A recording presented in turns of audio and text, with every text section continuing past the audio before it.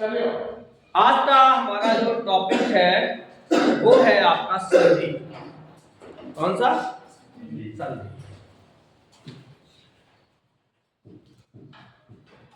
चर्चा करेंगे हम संधि। संधि किसे कहते हैं, संधि क्या है, थोड़ा इस पे ध्यान। तो संधि कहां कहां होती है पहले समझ लीजिए। दो सेनाओं की मध्य होने वाला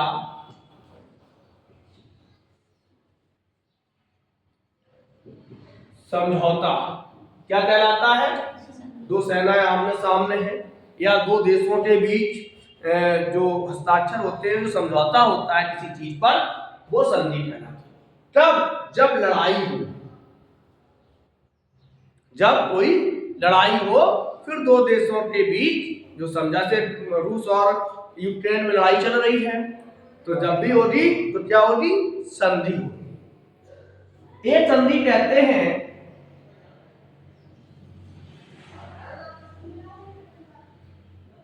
हड्डियों के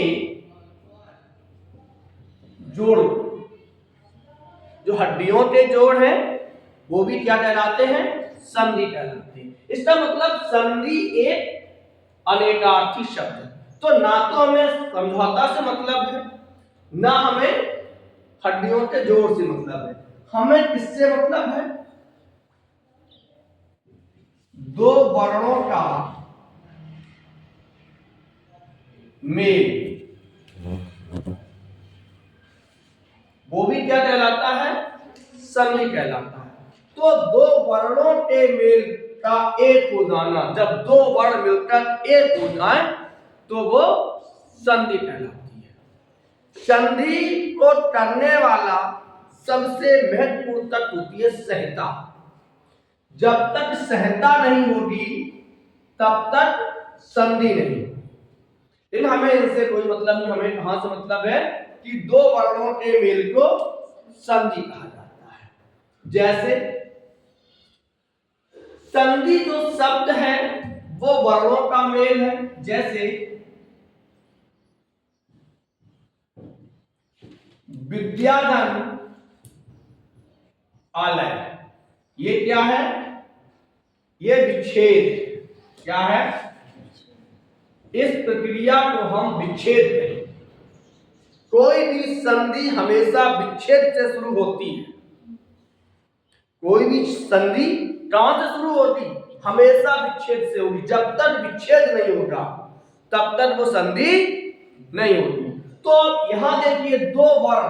पहला वर्ण है धाधन बड़ा आ, धन बड़ा आ। तो दो वर्ण मिले, क्या मिले? दो वर्ण। आधन आ बराबर बड़ा आ धन धा बराबर, हमने आपको वर्ण समझाए थे। तो अब शब्द नया बन गया विद्यालय। ये क्या बना? ये बना संधि। क्या बना? संधि। अब जब इसके बीच हम किसी कारक चिन्ह का लोप कर दें, यदि इस विद्यालय के बीच हम किसी कारक चिन्ह का लोप करें, जैसे जब हम इसको तोड़ेंगे, क्योंकि हम विद्यालय विद्याधन आलय से विद्यालय बनाए, जब इसको हम हिंदी रूपांतर करेंगे तो इसका अर्थ होगा विद्या का आलय। क्या होगा? विद्या का आलय। तो ये कहलाएगा विग्रह। क्या कहलाएगा? विग्रह। और विद्या का आलय क्या कहलाता है? विद्यालय कहलाता है। यह कहलाएगा सामासिक पद। यह क्या कहलाएगा? सामासिक पद। ध्यान रखना, अगर आपने इसको समझ लिया तो फिर संधि हमेशा के लिए समझ में आ जाए। कि किसी भी संधि की शुरुआत हम कहते हैं रमेश, ये क्या है? ये पद है। ये क्या है? ये पद है, शब्द नहीं है, ये संधि नहीं है। संधि कहां होती? जब होती रमादन ईश, मादन आ धन ई, और ये मिलके क्या बना? ए धन मा बराबर में, तब शब्द बनेगा रमेश। अब ये संधि हुई, ये क्या हुई?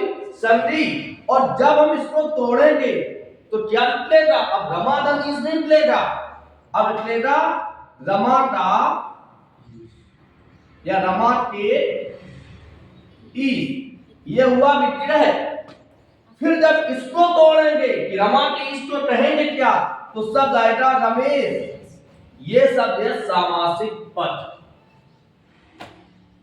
तो जैसे कोई पूछ दे संधि कहां से शुरू होती है? जब तक किसी चीज का विच्छेद नहीं होगा तब तक वो संधि नहीं।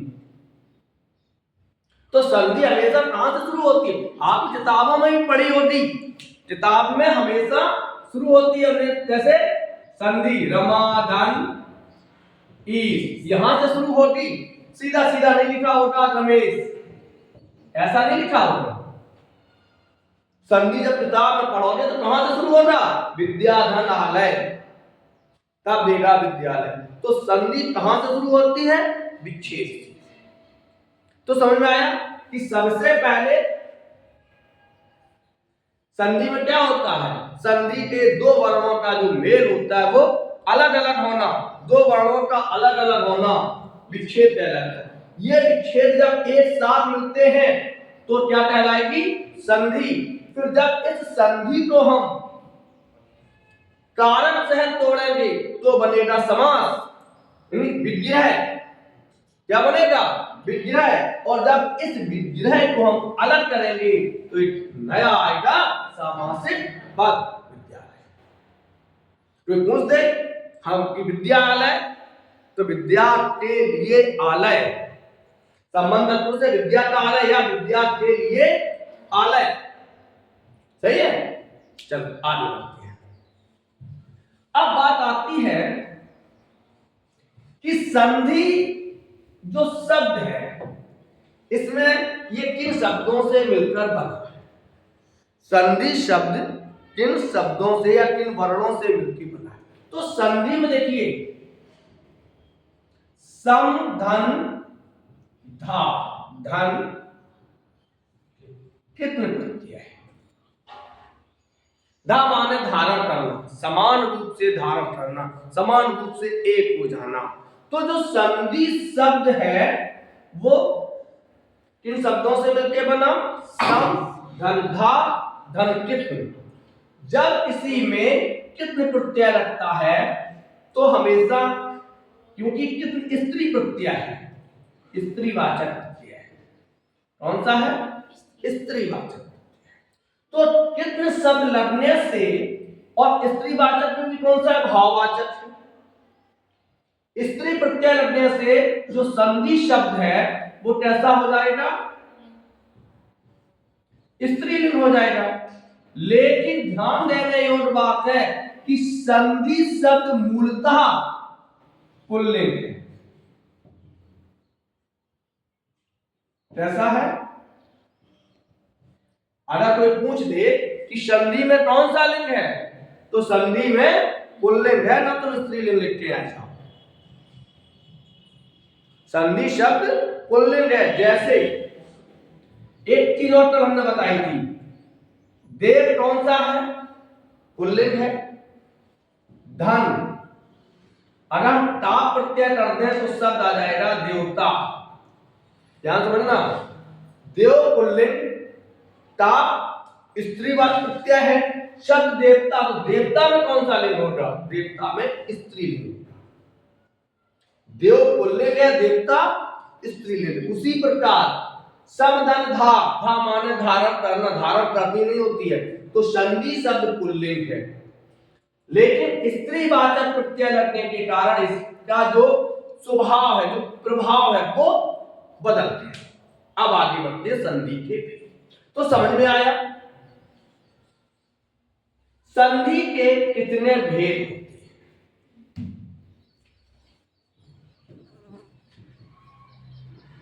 संधि की भेद, संधि के कितने भेद होते हैं? संधि के 3 भेद। पहला स्वर संधि, दूसरी व्यंजन संधि और तीसरे विसर्ग संधि। स्वर कहां से कहां तक है? तो आ से लेके औ तक, यानी अच प्रत्याहार। तो आ से लेके औ तक होता है अच प्रत्याहार। प्रत्याहार जो अच प्रत्याहार, अच प्रत्याहार में 10 शब्द 10 वर्ण आते हैं। आ ई उ रेर लेर ए ओ आई औ। आयोन लेरर आयोन आयोच, आयोन लेरर आयोन आयोच, उन्हें कहते हैं अच प्रत्याहार। तो स्वर, सबसे पहले तो बात स्वरती होती है। स्वर किसे कहते हैं? स्वतः इति उच्यते सहा स्वरा, जिनका स्वतंत्र उच्चारण होता है वो स्वर होता है। अब ये जो स्वर संधि होती है, इसके 5 प्रकार से ये संधि होती है। पहले तो सवर्ण, सवर्ण संधि, अरे छोड़ो यार, अलग से बता दें। आ ई उ का, आ ई उ से में। जब आ का आ से मेल हो, ई का ई से मेल हो, उ का उ से मेल हो, तो एक नया नियम आता है दीर्घ संधि। इसको कहते हैं अतः सवर्णे दीर्घा। इसको क्या कहेंगे? अतः सवर्णे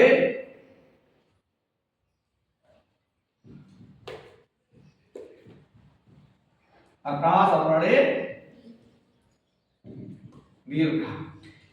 अट प्रत्याहार के बाद यदि अट प्रत्याहार आता है तो वो दीर्घ हो जाते, अतः सवर्णे दीर्घ। ये होती कैसे? दूसरी संधि, यदि आ का ई उ तथा रिज का मेल, ये कहलाता है गुण संधि। ये क्या कहलाता है? गुण संधि। जैसे आ धन ई बराबर ए, रमेश सुरेश परोपकार महर्षि। तो जब इन्हें डिटेल में पढ़ाएंगे तब चलेंगे इन पे एक एक संधि। तीसरा, 2 हो गए, तीसरा होता है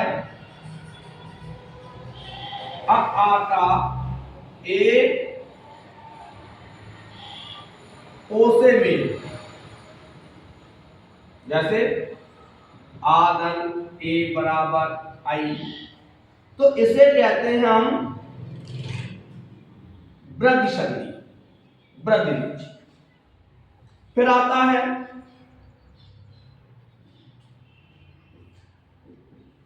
ई उ का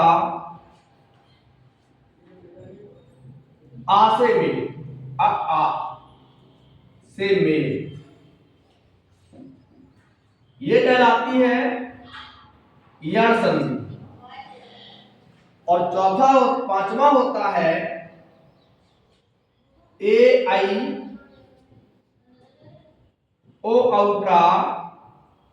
आ से मेल, जैसे, तो ये जो है वो कहलाएगी अयादि संधि। क्या कहलाएगी? अयादि संधि। तो स्वर से जो स्वर का मेल होता है, स्वर से स्वर का मेल क्या कहलाता है? स्वर संधि। यहां केवल स्वर से ही स्वर का मेल होता है। इसके बाद आता है व्यंजन। का से लेकर हा तक 33 व्यंजन होते हैं। का से लेकर हा तक ये 33 व्यंजन होते हैं। जब ये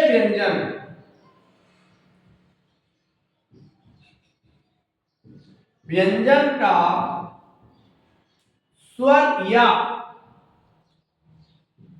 व्यंजन का मेल, देखिए यहां पे व्यंजन नहीं होगा, यहां पे स्वर ही स्वर होगा, लेकिन यहां क्या होगा? व्यंजन का स्वर या व्यंजन से मेल,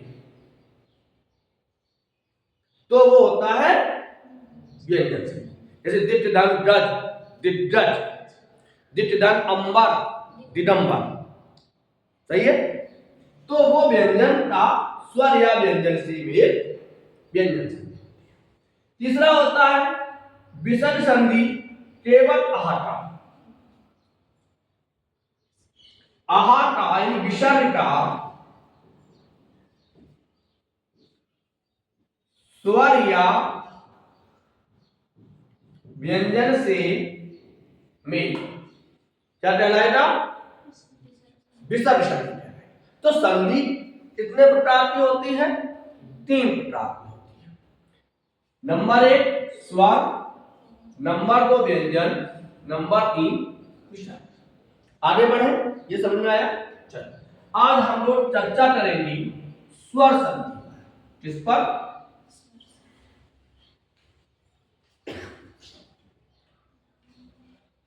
नहीं लिखते हैं। स्वर संधि के कितने होते हैं? 5।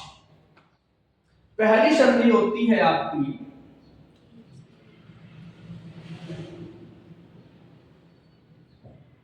दीर्घ संधि। पहली कौन सी होती है? दीर्घ संधि। दीर्घ का मतलब क्या होता है? बड़ा। अच्छा एक चीज बताओ बड़ी डिटेल में, यदि आप कहीं अकेले हो और पिट रहे हो, विचार है, तो वे बड़े हैं कि आप? वे बड़े हैं कि चार हैं। और यदि आप ही के समकक्ष वाले 5-6 और आए जाए तो वो बड़ो हो जाए। तो जहां पिट रहे होते मन क्या कर रहे हो? पीट रहे हो। यही है, जब एक स्वर दूसरे स्वर से मिलता है तो वो दीर्घ होता है। इसका नाम है एक ही जाति अतः सवर्णे, एक ही वर्ण के मिलना। जाने आ से ई मिल जाए ना, आ से आ, जैसे हमने बताया दीर्घ संधि जब, परिभाषा देखो बड़ी सरल, जब अ आ इ ई उ दिखाई दे रहा है?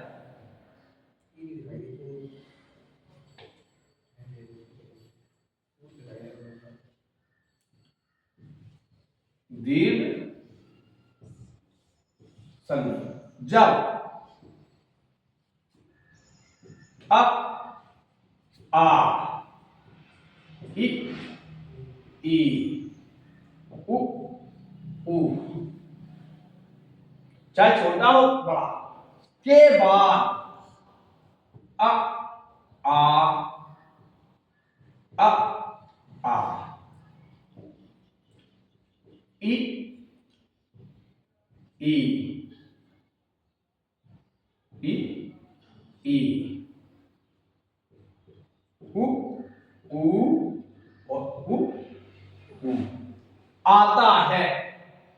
जब आते बाद छोटा आ आए या बड़ा आ आए, बड़े आते बाद छोटा आ आए या बड़ा आ आए, ई के बाद छोटी ई या बड़ी ई आई, ऊटे ई के बाद ऊ के बाद चाहे छोटा ऊ आए या बड़ा ऊ आए, तो ये क्या हो जाता है, ये बड़ा आ हो जाएगा, ये बड़ा आ हो जाएगा, ये बड़ी ई हो जाएगी, ये भी बड़ी ई हो जाएगी, ये ऊ हो जाएगा और ये ऊ हो जाएगा।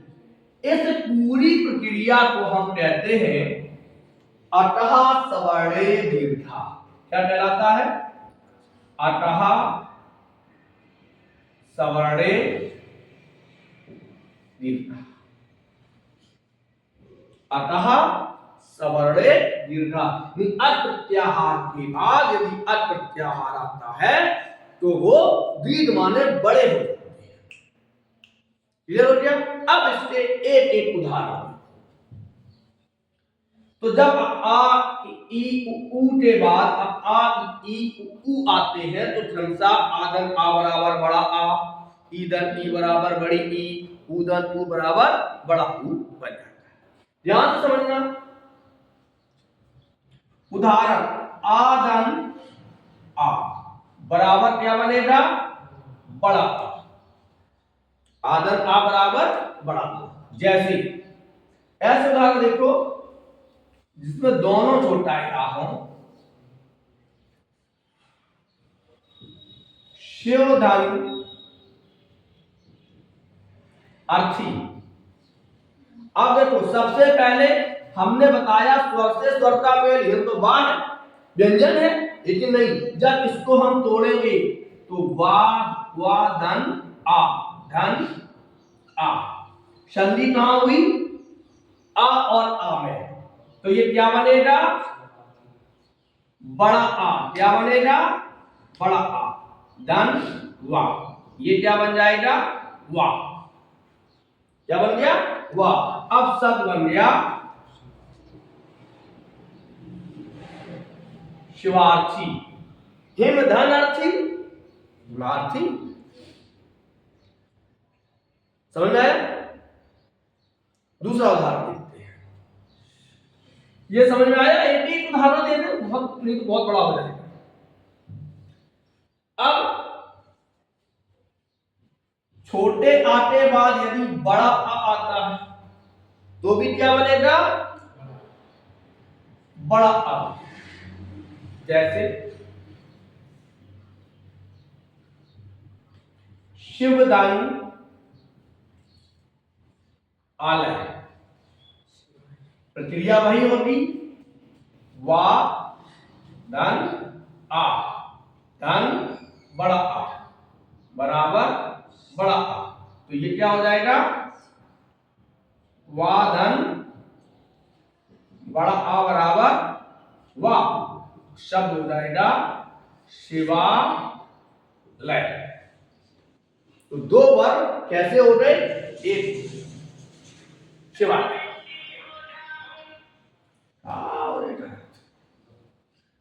अब अच्छा समझ में आ रही है? सरल तरीका है। यदि बड़े आ के बाद बड़ा आ आता है, सॉरी बड़े आ के बाद छोटा आ आता है, जैसे विद्याधन अर्थी, क्या होगा? विद्यार्थी। प्रक्रिया वही है, इसको जब तोड़ोगे, सही है, आगे बढ़ते हैं। अब यदि बड़े आ के बाद बड़ा आ आए तो भी क्या बनेगा? बड़ा आ। जैसे विद्याधन आलय, तो देखो धाधन आधन आ बराबर बड़ा आ है, और जब ये धा धन बड़ा आ बराबर तो धा, शब्द हो जाएगा विद्यालय। यही प्रक्रिया ई में चलेगी। देख लेते हैं उदाहरण।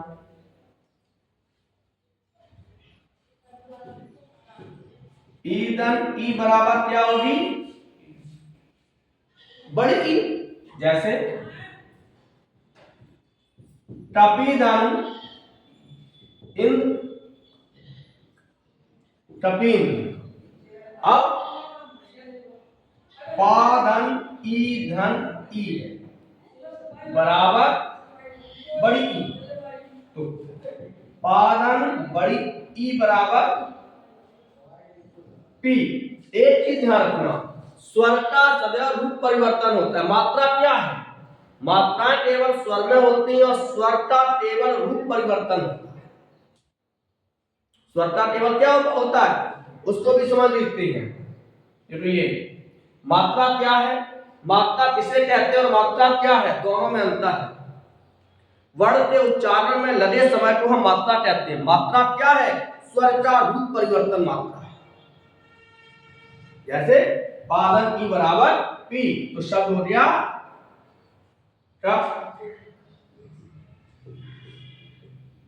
कपिन। जिरीधर, अब यही स्थिति जिरीश में होगी। छोटी ईंधन बड़ी ई,